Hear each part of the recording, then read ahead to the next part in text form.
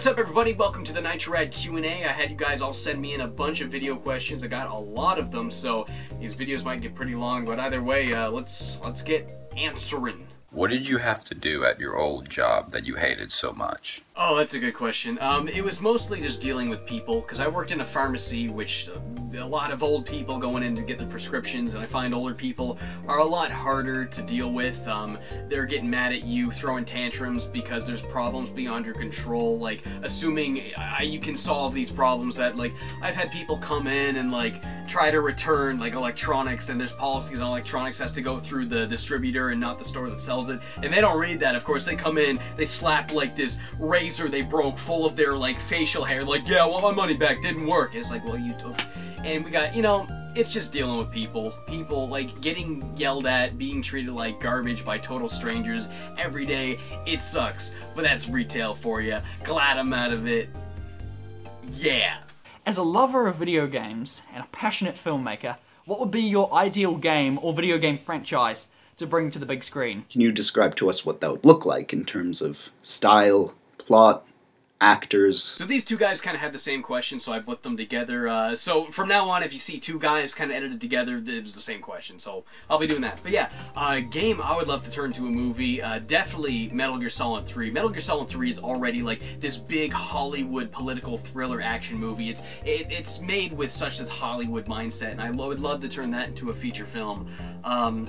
Adapting like some of the gameplay sequences, like turning it into an action sequence, I think that would be really interesting. But really, if I had to take one game, it would definitely be No More Heroes. That game is so like stylistically like action in your face, all the writing, the attitude, the music. I love that game's like aesthetic, I guess, so much that I would love to turn that into a movie. Actor-wise, I have no idea who I would cast. That's usually something that's not really as up to the direct. Maybe it is, but you know, there's casting people to do that. If I made a Metal Gear movie, I would just want to get David Hayter to do Snake and make up look up like Snake, or get him to sound like Snake. You know what I mean? Yeah, Metal Gear Solid 3 or No More Heroes. Which do you prefer? 2D platformers? 3D platformers? Definitely 3D platformers. I grew up playing both of them, but I mostly played 3D platformers as a kid. Like, I had an NES, but it was mostly the N64 and GameCube, and that's just what I grew up with. That's what I played more of, and I think in the end there's a lot more things that are mechanically interesting you can do in a 3D environment than a 2D environment, and I don't know, I just like 3D ones better. That's why I mostly cover 3D ones, you know. Have you played any of the Fallout games? And if you did, which one would you consider to be your favorite? Only Fallout game I ever played was New Vegas. I hear that's like kind of the best one, but like fan favorite one. But yeah, I just couldn't get into it. I'm just not a big fan of Bethesda games. It's not, I don't know, it's not really my thing. My question for you is, when reviewing a game that's multi-platform, how do you take into consideration with your review if you're reviewing an inferior version of the game, like some people might consider the Xbox version of a multi-platform game usually not the best? That is actually a really good question, because that era is the one era of video games, you know, PS2, Xbox, GameCube, where the different versions are not that different. There's maybe like slight technical things, but it's not like comparing the Wii version to like a 360 version or a PS1 version to an N64 version where there's giant differences, you know, with extremely different hardware. This was the era where they were all pretty similar, but there usually is one version that's better than the other two. Sometimes the Xbox version isn't as good because it doesn't have like as good output. Maybe it's the PS2 version. For example, Sonic Heroes on PS2 is like, it's a lot more glitchier than the other ones. I used to not really think of this because I was just thinking like, yeah, they're all the same, but it wasn't until I did the Vex video, I think it was like the first year I was doing NitroRad, maybe the second year, a pretty early NitroRad video I did on Vex, and I did the PS2 version, and I made some remarks about the long loading times. I got a lot of comments saying, hey, those loading times are not a thing on the Xbox and GameCube. So yeah, absolutely. Now I often look into, sometimes there's not that much info on which version's the best, but I do try to find which is the best version instead of just reviewing what I had, because like back then it's just whatever version I happened to get. Like Ty the Tasmanian Tiger 1 and 2 I did on PS2, did the third one on GameCube because that's just what I had. But yeah, absolutely, that is definitely something I do look into while reviewing games from those era. What are your favorite side quests in video games? That's an interesting question. Definitely the side quests of The Witcher 3. That game has such well-written side quests. It feels just as interesting as the main story, and they all have multiple outcomes. Like, there's this one where you have to track down this werewolf, and you find out he's actually a man who was cursed, so you can try to lift the curse, try to barter with him, or maybe you'll just outright kill him. Witcher 3, amazing side quest. But if I had to pick one side quest, definitely the one from Chrono Trigger, Frog side story, where you meet, what was his name? Cyrus? His old friend from the Middle Ages, who's now like a ghost in like this a suit of armor. You find out the deal between that, and then you get like the ultimate version of the Masamune or the Masamune, whatever it's called. That Chrono Trigger side quest, super good. Do you like rhythm games? And if so, what's your favorite? Not like crazy into rhythm games, but there are two I really love. I used to play Rock Band and Guitar Hero at like friends' houses back in the day when that was popular. Not like religiously or anything, but Elite Beat Agents, one of my favorite games ever made. It's my favorite DS game. I'm really good at that game and I really love it. Other one, the Rhythm Heaven series. Both bomb-ass games. Check them out if you haven't. I have two questions. The first one is, which the video game that make you fall in love with the video games in general? Super Mario Bros. 3. It was the first game I ever played, and since then, like, Mario has been video games to me. You know, all the cute characters and creatures. Every Mario game I play, there's like these new enemy designs, and that's just like kind of what a video game always was to me. Just like these pudgy, nice like design, like artistically, and like the gameplay wise, just raw platforming. It was definitely the Mario series. New Super Mario Bros. 3, first one I ever played. And which is your favorite anime? Honestly, I usually don't pick a newer one. I pick one that's like really old because it had more time to resonate with me. But honestly, I think Mob Psycho. Like, that is a newer one, but like it's been more than a year since I watched it, and like I still think about that all the time, like just as much as I think like some of my other favorites like Serial Experiments Lain and Evangelion. Mob Psycho 100 is such a good series. Really hope they make that second season too, soon. How do you deal with your backlog? And after you complete a game, what do you normally do with it? Do you sell it? Do you keep it? Do you review it? Firstly, do not have a backlog. I've never been a fan of the idea of a backlog, just like this big overwhelming list of games that I have to play. What I do is I buy a lot of games on eBay, like really cheap ones, like PS3 games. Like I have a copy of Wet because the people who made Scalar made it, and I hear it's like, yeah, an okay game that came out forever ago, you know, kind of like Stranglehold, which I was a fan of as a kid. I might never play it. I might play it someday if I see it on the shelf, like, hey, want to play Wet? Let's give that a shot. But I mean, like, it was $5, who cares? That's kind of what I do instead of a backlog. I just get this big library and, like, something never clicks with me. Yeah, like, I got a copy of Drakengard up there, and I'm like, yeah, I'm going to play that sometime soon. But it's not in a backlog. I don't feel like I have to play that. It's something like, yeah, I'll play it sometime. As for, like, games go after, like, I finish them, review them, like, I still have, like, every game I've ever reviewed. I don't, like, sell them. I just keep them on a shelf. I guess kind of like in a collectible way, not so much in a way like I want to get every PS2 game, but no, I probably won't ever play Vex again, but I mean, I just keep them. I'm just curious if you've ever heard of the Touhou Project series. Touhou's like alright, you know, shmup games. I like shmup games okay.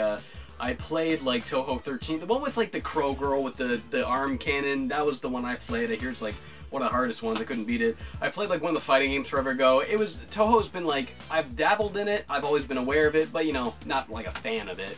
It's okay.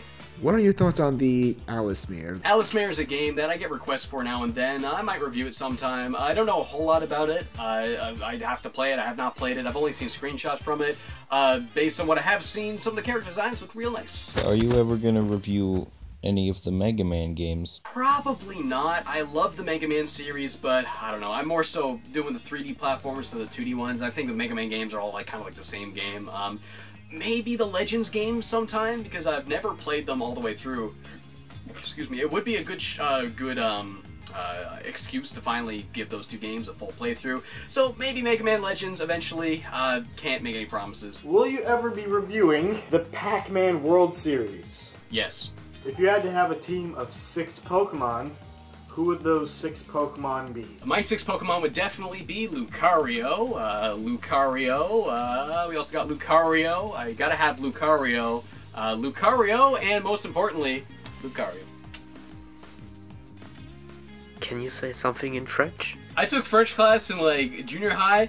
I don't know French at all. I could read maybe a little bit of it, like 5% of the language. I don't know French. I say Ubisoft the French way. I don't know why. Ubisoft. What color is your underwear? Red. Are you going to possibly take a look at Yamawari Night Alone and the sequel, Yamawari Midnight Shadows? Oh, well, cool. A lot of people asked me about it. Maybe, maybe not. Hey James, greetings from Germany. You call yourself the platformer guy. Are there any other genres you like to cover? I don't know, like I cover platformers, but that kind of genre has kind of crossed more so over into like action games like Kaya and Sphinx and Haven. I think those are more like adventure games than just platformers, but definitely adventure games. I mean, I kind of consider that under platformer as long as you jump on stuff, which is kind of like a broad way to consider things, but yeah, definitely adventure games, at least. In Canada, did you guys have any equivalent to Black Friday, or at least how did the holiday shopping season treat you when you were working retail? We do have Black Friday now. I think like starting, it was within like the last 11 years we started doing Black Friday. It's not like as crazy as in the States, but yeah, Black Friday's pretty rough. During the Christmas season, it's Boxing Day. That's really nuts, though. Boxing Day is a Canadian thing where basically, you know, the day we sold everything for Christmas and we still have lots of stuff, time to box it back together. But really, Boxing Day sale is like everything goes on sale to try and get rid of all of our stock that we got in for Christmas that didn't sell. So Boxing Day is pretty crazy, too. But, yeah.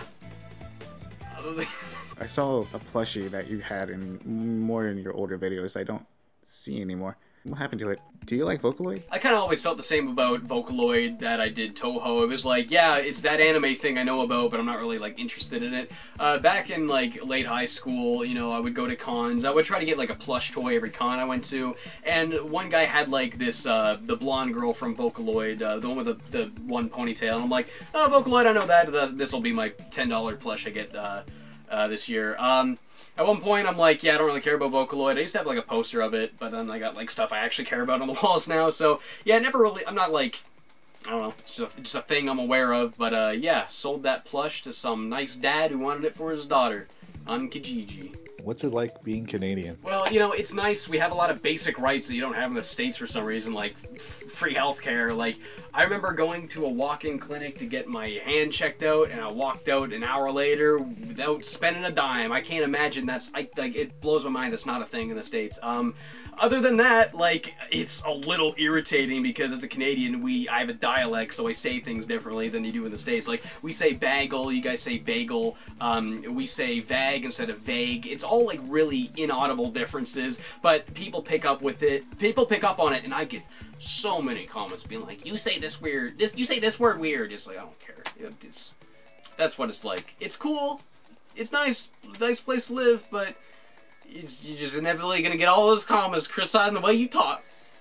What can you do, my man? I feel like a lot of the time on your channel you talk about games that you love, good games that you love, but like, what about some really bad games that you love? Games that objectively suck, but you still just love playing them. Quest 64 is kind of like that for me. Like, that game sucks dick, but like, I kind of enjoyed playing it. I don't know why. It's such a mundane game, but I beat it back in high school. I'm like, yeah, I hate it, but I enjoy playing it. Does that make sense? But the number one is definitely Sonic 06.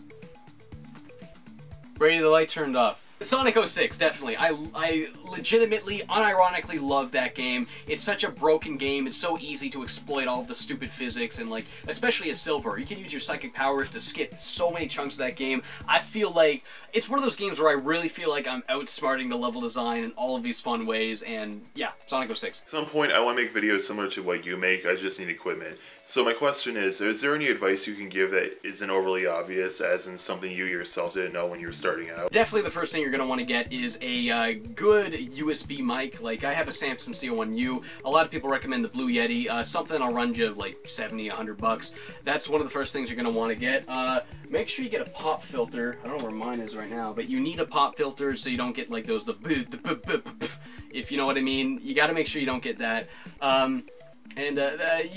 Some people show themselves on camera, some people don't, but if you do, try to get a good, decent camera, maybe like a DSLR. I use a Micro Four Thirds system. It's a Panasonic GH3. Looks like a DSLR, but has a much nicer sensor. The GH3 is a fantastic camera, and it's fairly old now. Like, I think it's like a 2012 camera. Do you know, Brady? I don't know. I don't know. Yeah, I believe 2013. But either way, that's like, you can get that for like 500 CAD nowadays. Just make sure you get the 20mm lens with it. Yeah, I didn't really know that when I started. Well, I started after I got that equipment. This was stuff that like I had my film professors recommend me, and it's real good, somewhat affordable.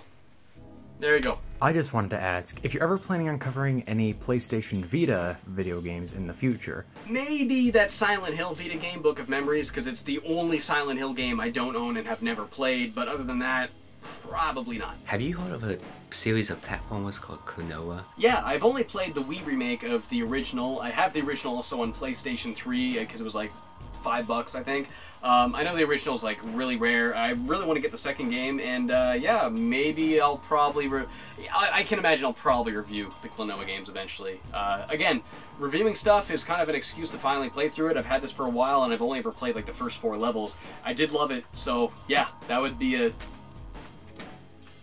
When you started YouTube, did you want to do it, or did you want to do something else? What do you mean? Of course I wanted to do it when I started YouTube. I started doing Nitrorad when I was in film school, and it was kind of this nice side thing I did that was like, I'm constantly editing, constantly filming, kind of making these videos, and that just really like helped consistently hone my skills. And that's what I started it as first, but like now it's like, yeah, I love doing this, sharing the world, the videos I make.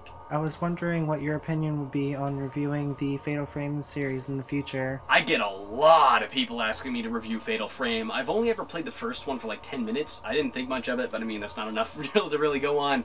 Yeah, definitely, eventually.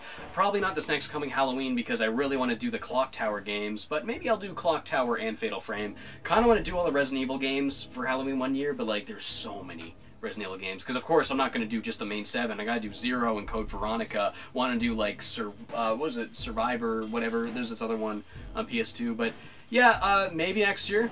Hey Nitrorad, are you considering on making a RPG Maker game in the future? I would love to make an RPG Maker game. I've always wanted to make a Yume Nikki fan game just based on my own dreams, because I've had so many just ridiculous, crazy dreams I think would be super fitting for a game like that. And I've opened RPG Maker probably 5 times in my life, and every time I can't figure out how to do a single thing and I close it. So, maybe someday I'll learn that, but yeah, definitely. You know how you like to do Metal Gear Solid parodies on your channel, Garanicore? It got me wondering if you'd consider doing Silent Hill parodies on your channel as well. Maybe. I find Metal Gear's a lot easier to poke fun at. Silent Hill, the source material, is a little harder to make into a comedy, but like, a lot of times I do stuff on Garanicore just because I like the style of the game, like the Persona videos. I wanted to do that before we could even think of jokes, but I wanted to do that before I could even think like, can we make this funny? But like, we did, and I did it mostly just because I wanted to recreate the visuals of it. So I would love to do that for Silent Hill. Yeah, maybe someday I'll do some Silent Hill parodies on Garanicore, and that would be super dope. Do you have any tips about like when it comes to reviewing games? What's your thought process that you think maybe are different than how everybody else does it? Your reviews are really well thought out and well planned and well scripted. Like, everything about them is like, wow. So I'm talking like from the script to the video editing to the thumbnails. What's your secret, man? Let us know. So these 3 guys all kind of asked the same thing. Yeah, like the process really, I just play through the game and I just open Office because I'm a cheap idiot and I don't have Microsoft Word. I literally just write and write and write until I feel I've said everything I have to say about the game.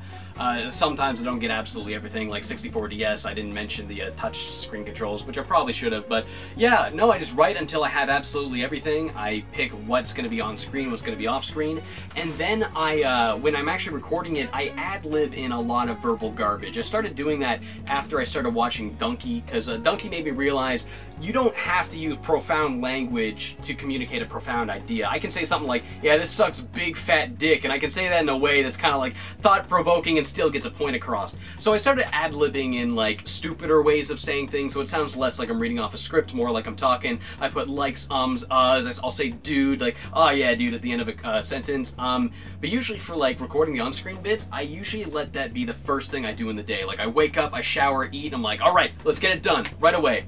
And yeah, I just kind of wake up with that energy and go right at it. So, hope that answers your guys' question. Hey Nitrorad, which game was a lot more frustrating to play and beat? Rayman or Bubsy 3D? Doing handheld for this one. Yo, so definitely Bubsy 3D was way more frustrating. Rayman is a difficult game, but it wasn't a frustrating game because it's an actually fun game to play. Overcoming each challenge is very satisfying. Progressing through the game, very, very satisfying. Bubsy 3D is not satisfying. It just feels like you're slogging through the whole thing, or having a GameKill, miserable like time. non-council, so questionnaire. That just cut off there. Like, I didn't cut that. That guy's video just cuts off there. But anyway, yeah, I use Fraps if it recognizes it. If not, I'll usually use OBS. How hard is it for you sometimes to complete, like, terrible games for your videos, such as, like, games like Bubsy 3D? Because I'd realize that that'd be very, like, grating on you just to have to finish those games to make reviews for. Oh, it depends. There's two types of bad games. There's bad by design, infuriatingly hard, and there's just boring. Games like Rough Trigger and Torque, very easy to get through, but it's just difficult to keep your attention. You know, I just want to stop playing and do something else because I'm so bored. Games like that, if I try really hard to stay focused, I can usually get through them in like a day or two, so those ones are pretty easy. But like the hard bad games, I guess Bubsy 3D is really the only example I have for this one so far. That was a nightmare. I beat it in 3 settings over the course of 3 days. 3 sittings is what I meant. I don't know if I said that right or not. But yeah, Bubsy 3D, that was a nightmare. It was hard as hell. I hated it. It makes me not want to review bad games anymore. If there's anything you do to prepare mentally for videos, is there anything that you do to sort of say, okay, you gotta get your mind ready to make a video, or do you just sort of go right ahead and do it? Well, like I said before, I usually just do it right when I get up. When the energy's there, I'm fresh, clear mind, right out of the shower, right out of eating breakfast. I just get up, I just do it. Nitro Red, mate, do you like memes? I know this guy is trying to be like a super funny little shit, but the least I can do is give a real answer. It depends. It depends on if it clicks with me or not. I know usually there's a new meme every month. Some of them I like, you know, the Steamed Hams one, that's a classic Simpsons clip. People are making YouTube poops out of it. It's cool to see people making YouTube poops again, and that's cool. Sometimes they're a little all over the place, like the Ugandan Knuckles thing. I think that's kind of got as funny as it can be, and now it's just like this troll culture in VR chat, you know. It depends on the meme. What is your favorite video game song or video game soundtrack? The Generations version of Rooftop Run. Favorite song from any video game ever made. That song has this energy to it that I don't think has ever been reproduced. Love it. Question is, what was your favorite video you made? Because mine was your 100 Reasons Why You Love Sonic Adventure and or your Sonic 06 April Fool's video. I really like that video too, the one I did with Brady, 100 Things. I was a little peeved at the time because it didn't get that many views. I'm thinking maybe because people saw Brady in the thumbnail and kind of like, oh great, a collab. And I know like some Call Me Johnny gets that too when he collabs with people, just gets less views. But yeah, no, I love doing videos with Brady, like the Whiplash video and the Punky Skunk video. I think Brady and I have like a great chemistry. I think we can go off of each other a lot. Otherwise, one of my favorite videos, I really like the Luigi's Mansion one. Mostly because I finally got to tell the world this one point my friend always told me about. My friend Dylan, every time we bring up Luigi's Mansion and we're talking about it, he always would mention how Luigi whistles part of the music. And in film school, I found out there was terms for that, diegetic sound and non-diegetic sound. And like, I just thought that was so brilliant. And that was just one of many points I always loved about Luigi's Mansion.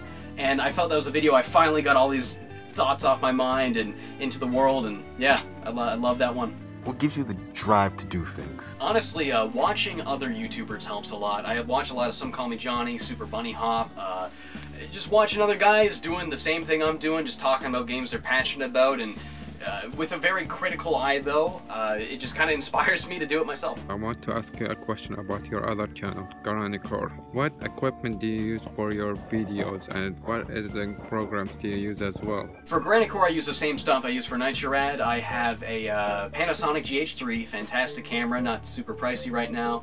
And editing wise, I use Sony Vegas. I know a lot of people prefer Premiere. Personally, I like Vegas better, and for special effects, I use Adobe After Effects. And lighting-wise, I have a portable, you can't see it, but it's up there. I use this for Nitrorad too, a portable Amaran LED panel. They're like 200, 300 Canadian dollars, but it's worth it. You can change like the dial to change temperatures, the battery operated. We bring it in the woods to film nighttime shots all the time. Yeah. I've always said you always had your room in the background for Nitro Red videos. And you've always had like a lot of video game related items like amiibos and the Wally mask. I was just wondering, if your house was on fire, what would be the one thing that you had to save? Oh man, I don't know, dude. Maybe the Mike Jones painting, because that was painted by hand by a close friend of mine, one of my coworkers. I paid him like I paid him for it, but like, man, I love that painting. It's like the set piece of my videos in the background. But honestly, probably my computer, my hard drives. I mean, I have years and years of memories and raw footage saved to my hard drives. All real expensive, so probably would save those.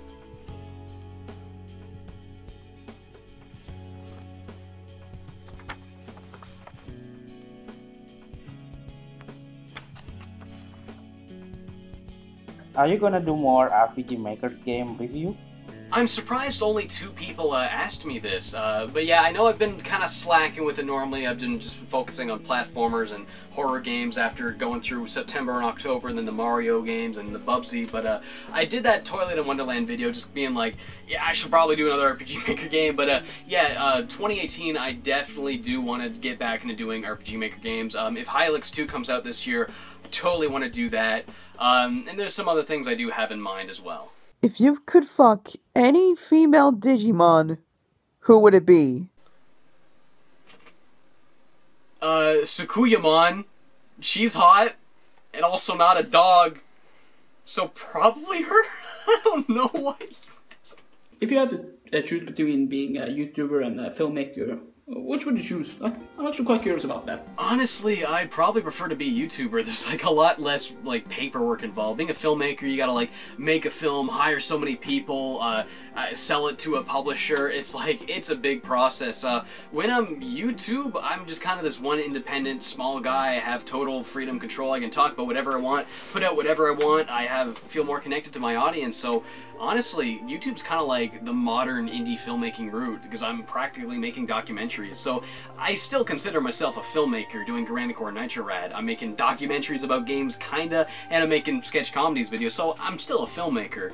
But narrowing it down, oh, absolutely, I'd totally prefer to be on YouTube.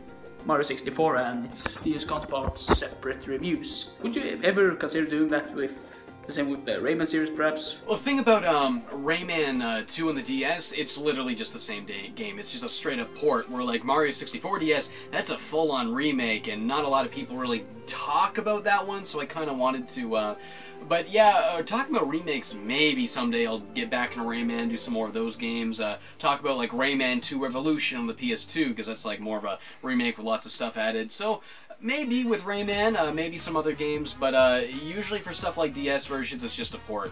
Though the Game Boy Advance version of Rayman 3, that's a totally different game. Same with Raving Rabbids, so might do those games sometime. Nitro Rad, do you know the way? Hello, James. I was just wondering if you had a favorite game developer, and if so, why? Thank you. I've always been kind of a Nintendo fanboy, so probably Nintendo. I also really like Kojima. Metal Gear games are pretty freaking amazing. Honestly, I still kind of like Ubisoft. You know, they make the same game every year, but like sometimes, like Watch Dogs, Assassin's Creed, they'll make a good one, you know, but honestly, probably Nintendo. Capcom's pretty good too. Resident Evil games are pretty dope. Platinum Studios, they're making some ballin' games lately, but yeah, probably one of those. What's with the violin? Do you play the violin? I have a violin. I got it on Kijiji like years ago for only 20 bucks, like dirt cheap. I've only ever bought it to use as a prop. I can't really play it at all. I have like no musical talent whatsoever. But yeah, I've used it as a prop in videos, so that's all that is. And another thing, why do you like Dot Flow so much? Dot Flow is very good, and aesthetically, probably the most interesting Yuminiki fan game I've ever played, so that's why I like the zombie man with the no face. I know you're a filmmaker. Any big projects? Yes, we just finished the previous Dunn's Christmas Party video I posted to Twitter. A lot of you may or may not know about it. Yearly, for my friend Dunn's Christmas party. We make like basically a comedy film full of like inside jokes that all of our friends know, and then we premiere it at the party. We get a good response from it every year. It's so satisfying to like premiere it in front of like a room full of people and people all enjoying it. The previous year was about 30 minutes long. This one we just did was like 40 something minutes. We're gonna try to make it feature length this year, and we're gonna make it throughout the whole year instead of just November, December. So that's a big project. It's like a personal project, not for the internet, not for NitroRad, but when that's done, just like the other Christmas Done videos, that'll be on Granicore. Yeah. That. What are your thoughts on the users Josh Scorcher and Rabbid Luigi? Rabbid Luigi's cool. I don't know who the other guy is. What are your thoughts on Conker's Bad Fur Day? Never played it. Really should though. If you could swap bodies with any fictional character for a day, who would it be and why? Goku.